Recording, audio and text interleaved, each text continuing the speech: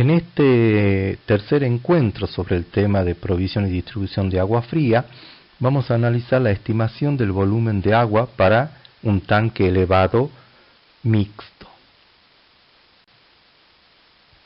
En este caso, vamos a hacer vamos a comentar, mejor dicho, algunas normas.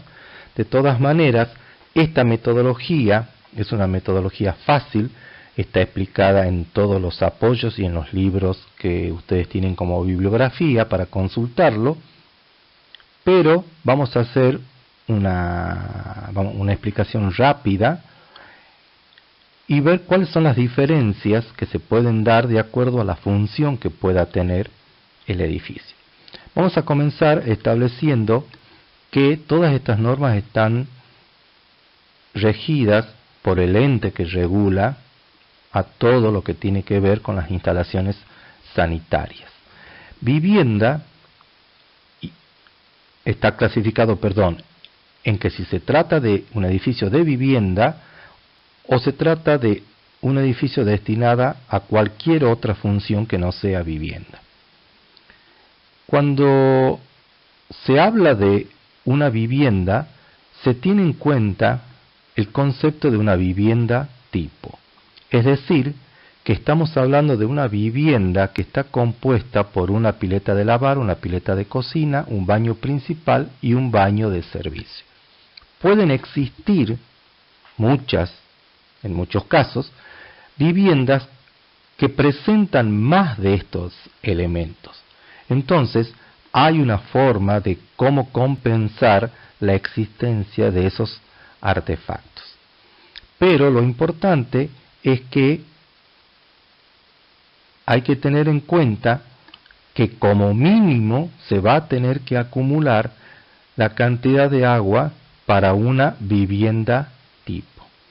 Y cuando se trate de otras funciones, ya no vamos a tener el concepto anterior, sino que vamos a tener que hacer un análisis de la cantidad de artefactos a la que abastece el sistema de distribución de agua, y esto significa que deberemos diseñar la cantidad de núcleos húmedos y cualquier otro elemento que hubiera en cualquier otro lugar del edificio, contabilizarlo a cada uno y realizar la suma. En este caso, vamos a hablar de un edificio que está destinado a oficinas y que por eso vamos a considerar lo que hemos hablado anteriormente, es decir, tenemos que calcular la cantidad de agua que será necesario acumular para su consumo de acuerdo a los artefactos y a la cantidad de ellos. Las normas establecen valores de litros de agua por día que deben estar destinados para cada artefacto. Por lo tanto, lo primero que se hace es determinar la cantidad de artefactos que puedan existir en una planta baja y en las plantas tipo, por ejemplo, multiplicarlos por la cantidad de litros que establecen las normas, y así vamos sacando por cada una de las plantas la cantidad de litros que nosotros necesitamos. En este caso, ustedes lo pueden ver y analizar ahí. Voy a nombrar el primero nomás. 5 inodoros por 250 litros por día nos da 1250 litros. La suma de todo lo que hay en un diseño cualquiera puede dar 1950 litros.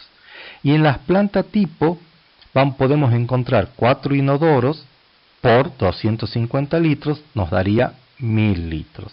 Más los otros elementos que podamos encontrar, en este caso nos da 1300 litros por planta. Dado que el edificio que suponemos que vamos a analizar tiene 6 plantas tipo, multiplicamos 1300 por 600 y nos da 7800 litros. Es decir, que el total de consumo domiciliario, la cantidad de agua que vamos a tener que tener prevista en el tanque elevado para uso domiciliario, va a ser finalmente la suma de ambos, que es de 9750 litros. Sin embargo, no necesariamente esa va a ser la cantidad de agua que vamos a tener que tener arriba. Ya vamos a ver por qué. En esta diapositiva lo que estamos viendo es que establece, en este caso Obra Sanitaria de la Nación, que para el cálculo del servicio contra incendio. Esto establece de que hasta superficies de 4.000 metros cuadrados cubiertos total que tenga el edificio, se va a considerar almacenar 10 litros de agua por cada metro cuadrado. Y en este caso sí es necesario que vaya todo en el tanque elevado. Pero cuando supere los 4.000 metros cuadrados, la norma establece que solamente los primeros 4.000 litros solamente los primeros 4.000 metros cuadrados consideraremos 10 litros por metro cuadrado y todo el resto de la superficie que supere a los 4.000 metros se va a realizar una reserva de 5 litros por cada metro cuadrado. En un caso de un edificio cualquiera tenemos, por ejemplo, para un subsuelo calculado 300 metros cuadrados, suponiendo que existe una cochera y que en esa cochera nosotros hemos determinado que hay una cantidad de rociadores y que los rociadores nos dan una cantidad de 300, la cantidad que vamos a distribuir en esa superficie son 300 metros cuadrados. En la planta baja ocupa 260 metros cuadrados y la planta tipo otros 260 metros cuadrados. Esto nos lleva a tener un edificio de 1580 metros cuadrados en total, es decir, sumando subsuelo, planta baja y la planta tipo. Por lo tanto, el volumen del servicio contra incendio vemos que es 2.140 metros cuadrados, que es el total de los metros cuadrados que tenemos, por 10 litros, ya que no superan los 4.000 metros cuadrados. Si superasen los 4.000 metros cuadrados, los primeros 4.000 metros cuadrados deberán ser calculados con 10 litros por metro cuadrado, y el excedente solamente reservaremos 5 litros por metro cuadrado. En nuestro caso nos da 1.400 litros. En el caso de tener que calcular el agua que abastece a los rociadores, se tiene en cuenta la superficie que sirven los rociadores.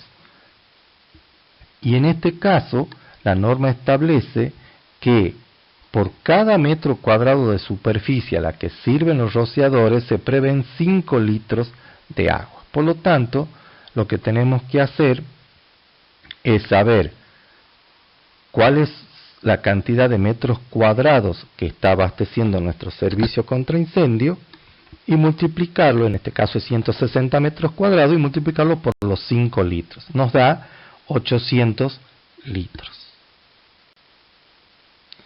Habíamos dicho anteriormente al principio que de la totalidad del agua que nosotros hemos calculado como agua destinada al consumo domiciliario, no es necesaria que esté toda arriba. La norma establece un mínimo y un máximo a poder tener arriba y abajo. Esto se debe a que como en el servicio de provisión de agua contamos con un tanque cisterna, el tanque cisterna solamente puede tener parte del agua destinada al servicio domiciliario. Y lo que establece es que ese volumen que podrá tener la cisterna será de 1/3 a 1/5 del consumo domiciliario. Es decir, habiendo calculado nosotros ya el consumo domiciliario anteriormente, que nos daba 9.750 litros, decidimos, en este caso por ejemplo, colocar 1/3 en la cisterna, por lo tanto multiplicamos 1/3 por 9.750 litros. Esto nos da un total de 6.500 litros. El resto de los litros, es decir, en este caso los 2/3 restantes de 9.750 litros, tienen que ir en el tanque elevado. Es decir, que el tanque elevado va a estar compuesto por lo que nosotros decidamos colocar y nos permita la norma de consumo domiciliario, más el 100% del servicio contra incendio, más el 100% del volumen para rociadores.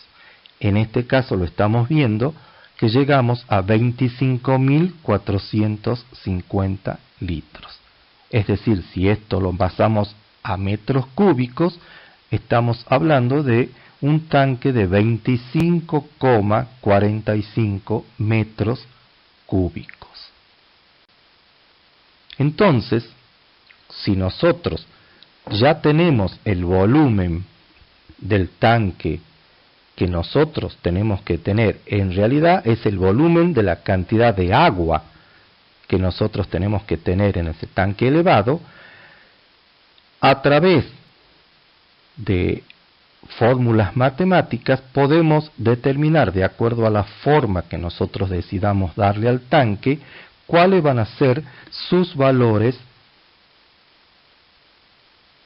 Y por ejemplo, si nosotros decimos que el volumen de este prisma de base rectangular es igual a la superficie de la base por la altura, y definimos que el volumen son 25,45 metros cúbicos, lo hemos definido arriba, y definimos una superficie cualquiera del rectángulo que tenga que ver con nuestro proyecto, con nuestra idea morfológica del edificio, vamos a ver que en este caso, por ejemplo, determinamos que puede tener 2,10 metros por 6 metros de lado.